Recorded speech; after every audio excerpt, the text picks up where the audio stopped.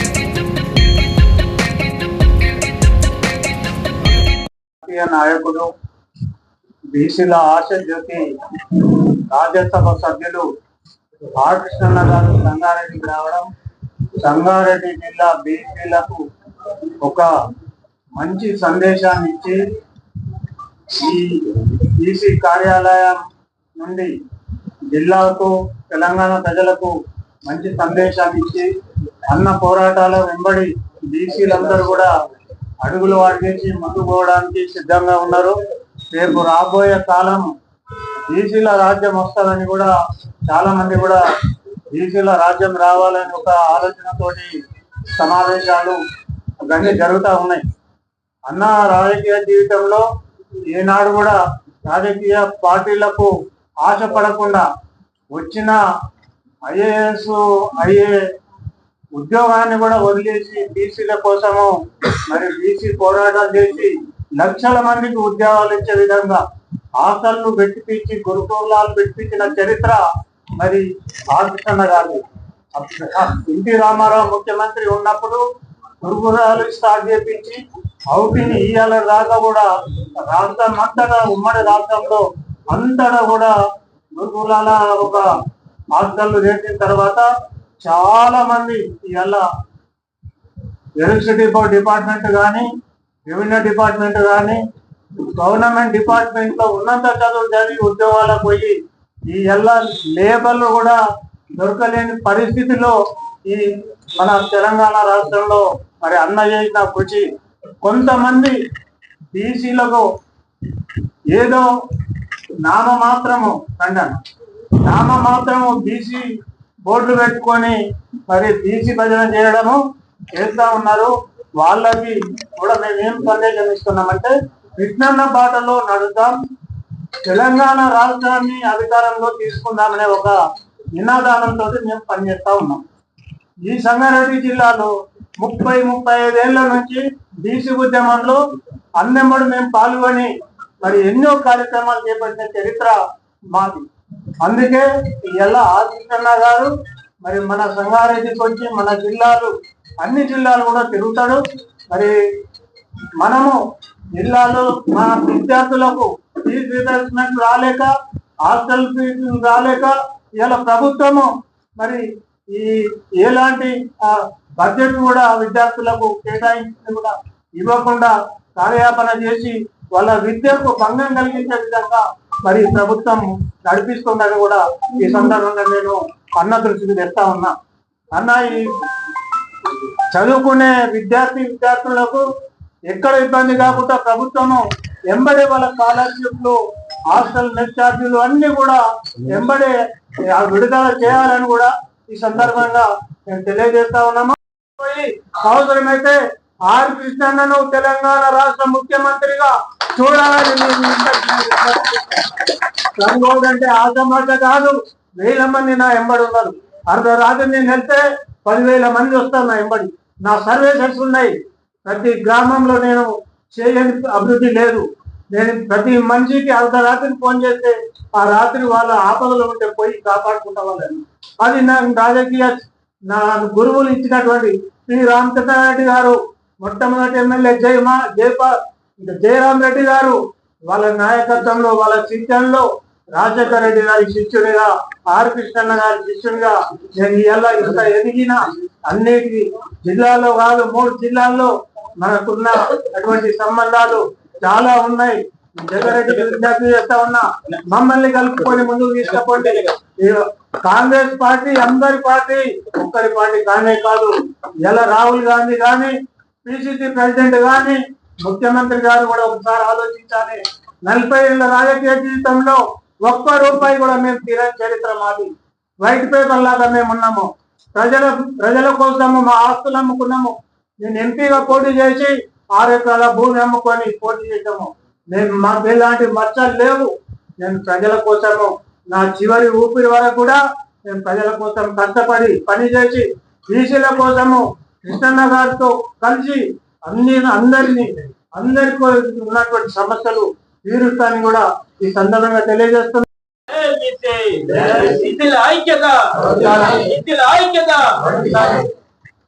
Demand బీసీల demand మాట్లాడు. ఫీజుల బకాయిలు, హాస్టల్ బిల్డింగ్ కట్టడం, రుణాలు. కార్యాలయానికి మన రాజ్యసభ సభ్యులు జాతీయ సంఘం బీసీ అధ్యక్షుడు ఆర్ కృష్ణ గారు రావడం ఎంతో ముఖాభావం, సంతోషకరమైన విషయం. ముఖ్యంగా వారి సూచన ద్వారా మన బీసీ పార్టీ మాట్లాడుతూ 2 సార్లు వాళ్ళ నాయకత్వం కింద ఢిల్లీ వహించాం. వారి కింద మేము వారి నాయకత్వం కింద 49% రిజర్వేషన్ నమ్మకం మాకు ఉంది. ఎందుకంటే మేము బీసీ ఢిల్లీ పోయినప్పుడు వాళ్ళ ఎంబడి ఒక 8-10 మంది ఎంపీలు అక్కడికి వచ్చి సంఘీభావం వచ్చి అక్కడ మీటింగ్ వాళ్ళకు చాలా ధన్యవాదాలు. సంగారెడ్డికి ఇచ్చేసినటువంటి బీసీ సంక్షేమ సంఘం జాతీయ అధ్యక్షులు ఆర్ కృష్ణన్న గారికి, అలాగే కార్యనిర్వాహక అధ్యక్షులు పౌవాడి గారికి, అలాగే ఉపాధ్యక్షులు బీసీ సంఘం రాష్ట్ర ఉపాధ్యక్షులు మన కృష్ణయ్య సార్ గారికి, మరి బీసీ సంఘం జిల్లా అధ్యక్షులు మల్లికార్జున పాటిల్ గారికి, మహిళా అధ్యక్షులు మంజుల గారికి, అలాగే రాష్ట్ర మహిళా ప్రధాన కార్యదర్శి నారాయణ గారికి, రాష్ట్ర వ్యాప్తంగా ఉన్నటువంటి బీసీల సమస్యలు చాలా ఉన్నాయి. క్లుప్తంగా చెప్పాలంటే సమయం సరిపోవట్లేదు. మరి అట్లాగే పరికల్పించి చేసినటువంటి పత్రికా మిత్రులు, సోషల్ మీడియా మరియు ప్రింట్ మీడియా, ఎలక్ట్రానిక్ మీడియా వాళ్ళందరికీ కూడా పేరు పేరున వారికి ధన్యవాదాలు తెలియజేస్తూ అందరికీ నమస్కారం. మరి ఈరోజు జాతీయ నాయకులు మన బీసీ బిడ్డ టైగర్ ఆర్ కృష్ణన్న గారు ఈరోజు మన జిల్లా సంగారెడ్డి జిల్లాకి రావడం, అది మన ఆఫీస్కి రావడం ఎంతో ఆనందదాయకం. ఈ యొక్క శుభ సందర్భాన్ని ఉద్దేశించి అన్నకు పెద్ద గుండవ కోరికలను కోరట్లేదు. బీసీ బిడ్డలను ప్రతి డిపార్ట్మెంట్ బీసీ ఎంప్లాయీస్ జరుగుతున్న ప్రాబ్లమ్స్, వివిధ కంపెనీలలో పనిచేస్తున్న బీసీలకు సంబంధించి అందరికి తగిన న్యాయం చేయాలని ఈ సందర్భంగా విన్నవించుకుంటున్నాను. ధన్యవాదాలు.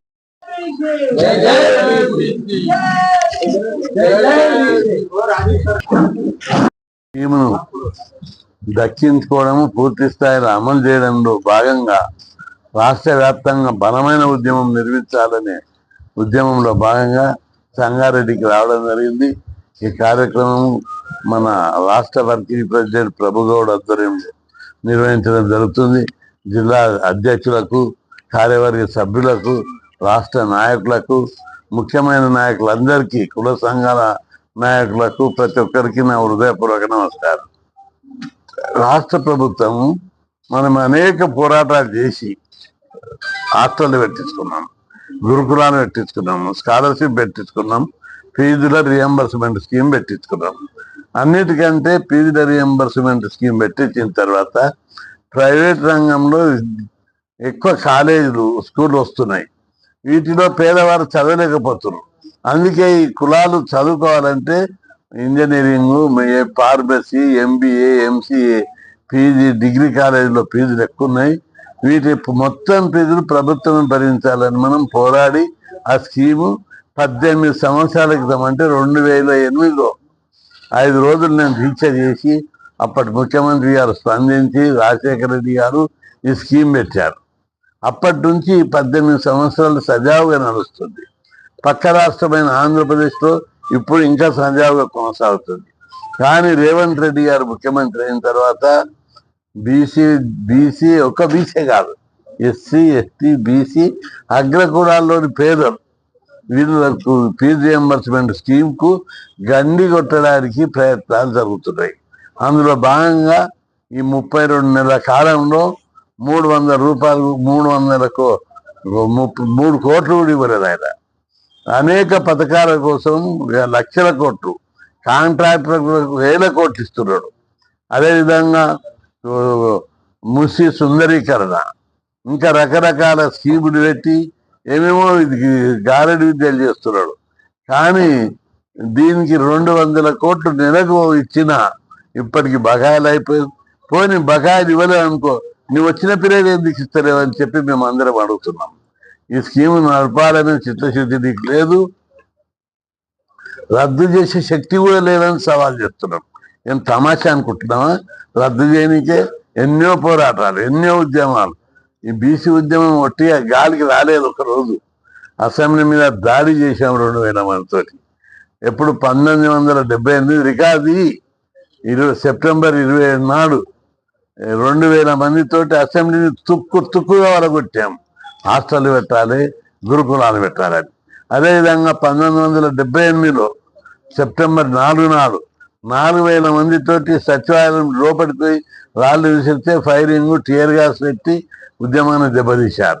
అదేవిధంగా 1982లో 4000 మందితోటి బీసీ డైరెక్టరేట్ను తుక్కుగా కలగొట్టాం. గురుకులాలు పెట్టాలి, మంచి క్వాలిటీ బిల్డింగ్లు కట్టాలని చెప్పి అనేక సమరశీల మిలిటెంట్ పోరాటాలు చేయడం వల్లనే ఈరోజు దేశంలో ఎక్కడ విధంగా 6002 తెలుగు రాష్ట్రాల్లో 6000 హాస్టళ్ళు, 1500 గురుకులాలు, 30,000 మందికి 30 నుంచి 40 లక్షల మందికి ఫీజు రియంబర్స్మెంట్ పథకం వస్తుంది.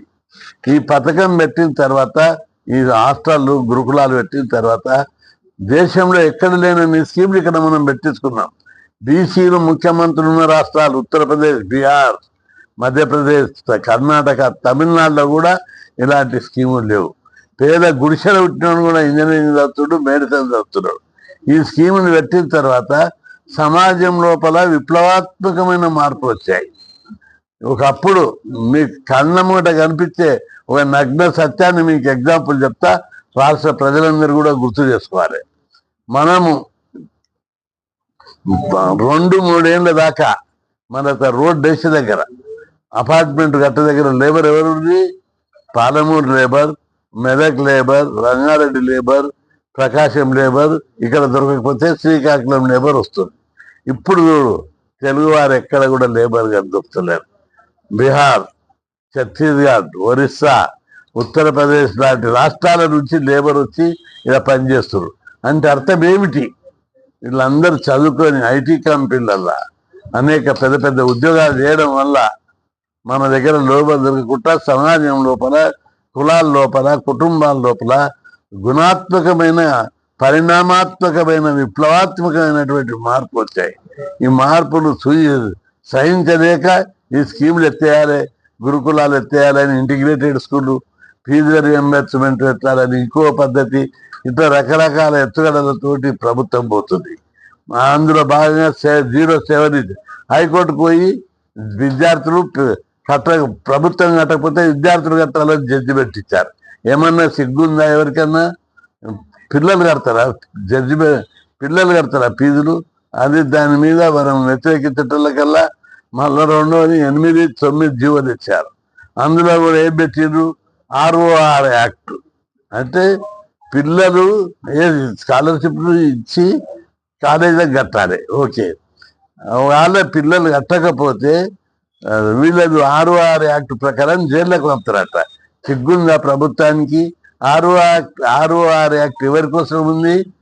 బ్యాంకుల్లో 100 కోట్లు తీసుకొని కట్టనున్న కోసం ఉంది. ఒక్కనైనా బ్యాంకుల లోన్లు తీసుకున్న జైల్లో పెట్టిందా? పెట్టలేదు. 1000 కోట్లు మాఫీ చేశారు, 100 కోట్లు మాఫీ చేశారు. పిల్లలు చదువుకునే పిల్లలను జైల్లో పెడతారా? ఇది ఆమె దేశ బుద్ధిమంత పని. దీని ఉద్దేశం ఏమిటంటే చదువుకోవద్దు పిల్లలు. అరే జైల్లో పెడతారంటే నేను చదువుకోరా అని, లేకపోతే నాకు స్కాలర్షిప్ వద్దని. ఈ విధమైనటువంటి కుట్రపూరితమైన పనులు చేస్తుంది ప్రభుత్వం. మార్చుకోవాలని చెప్పి రేవంత్ రెడ్డిని హెచ్చరిస్తున్నా. మేమేం అడుగుతున్నాం, నీ సీఎం సీట్ అడగలేదు, అడిగట్రోజు వస్తుంది. అది కూడా నీ విట్రై చేసుకుంటే నాకు చేస్తే సీటు కోసమే పోరాడతాం. రెండవది, మంత్రి పదవులు అడిగినాం, మంత్రి పదవులల్లో అన్యాయం చేసావు. మంత్రి పదవులల్లో మనకి 8 రావాలి, కేసీఆర్ 5-6 మంత్రి పదవులు ఇచ్చాడు. అంత బీసీలకు ఏం చేస్తాడని రోజు విమర్శిస్తుంటాడు. ఆయన 6 మంత్రి పదవులు ఇచ్చాడు. అడ్వకేట్ జనరల్ బీసీలు పెట్టాడు. అనేక ముఖ్యమైన పదవులలో బీసీలు పెట్టాడు. అడ్వకేట్ జనరల్ పెట్టావు, ఇన్ఫర్మేషన్ కమిషనర్లను పెట్టావు, కార్పొరేట్ చైర్మన్లను పెట్టావు. ఆఖరుకు గ్రేటర్ పరిధిలో ఉన్నటువంటి ముఖ్యమైన రెవెన్యూ, పోలీస్ డిపార్ట్మెంట్లో బీసీలో లేరేవారు. నాన్ బీసీలను పెట్టి మీ కులపలను పెట్టావు. మేము రెడ్డిలను పెడితే మాకు అభ్యంతరం లేదు.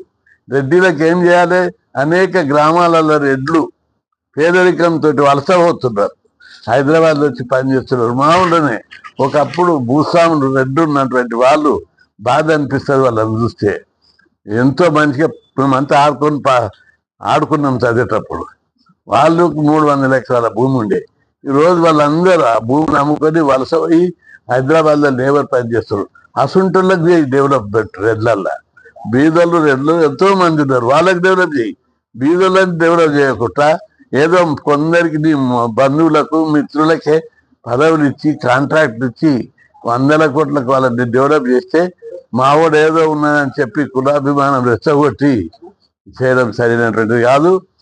రెడ్లు, బ్రాహ్మణులు, వైశ్యులు, వెలమలు చాలా మంది బీదోళ్ళు కూడా ఈ ఫీజుల రియంబర్స్మెంట్ స్కీమ్ వల్ల లబ్ధి పొంది చదువుకుంటున్నారు.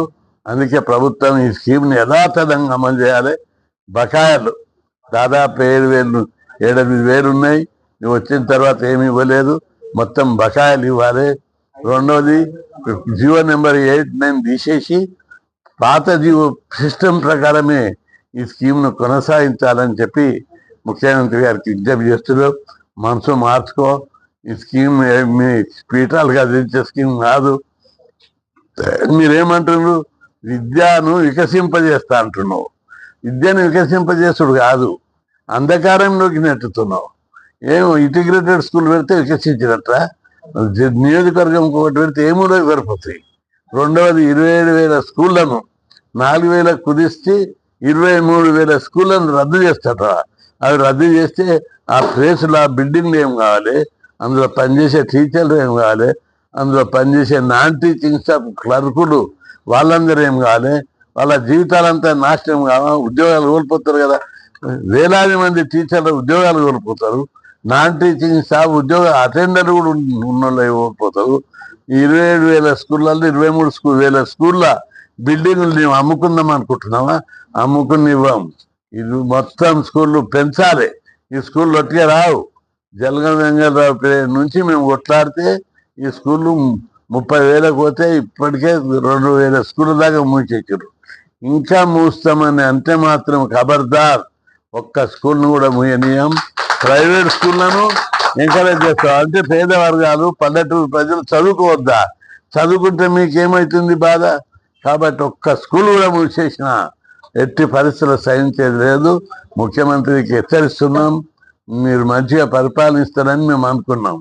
కానీ పక్షపాతం, బంధుప్రీతి, కులతత్వం, ఇవి అన్నిటితోటి, కులతత్వం ఉంటే మంచిదే నీకు.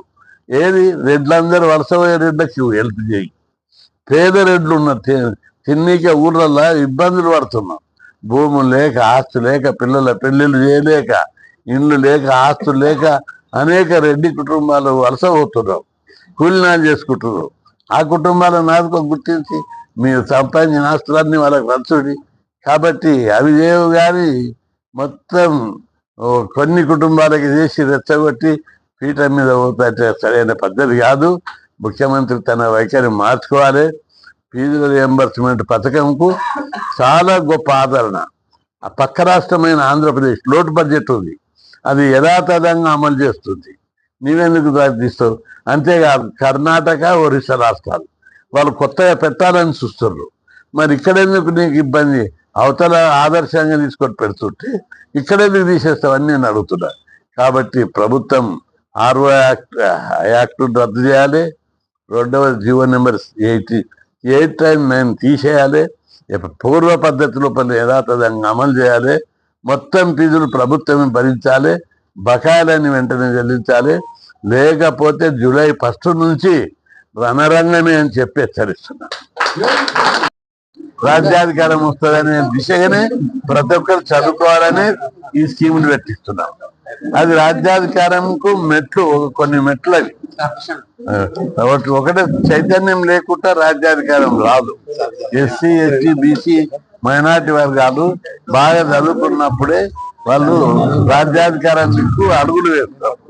అందులో భాగంగానే హాస్టళ్ళు, గురుకులాలు, స్కాలర్షిప్లు, ఫీజు రియంబర్స్మెంట్ స్కీములు పెట్టగలుగుతారు. ఆగండి. ఈ వీడియో కనుక నచ్చినట్లయితే లైక్ చేయండి, షేర్ చేయండి, కామెంట్ చేయండి. ఆ కామెంట్ బాక్స్లోనే మీ ఊరి పేరు రాయండి. ఎందుకంటే ఈ వీడియో ఎక్కడ దాకా పోతుందా అని మాకు తెలుసుకోవాలని ఒక చిన్న కోరిక.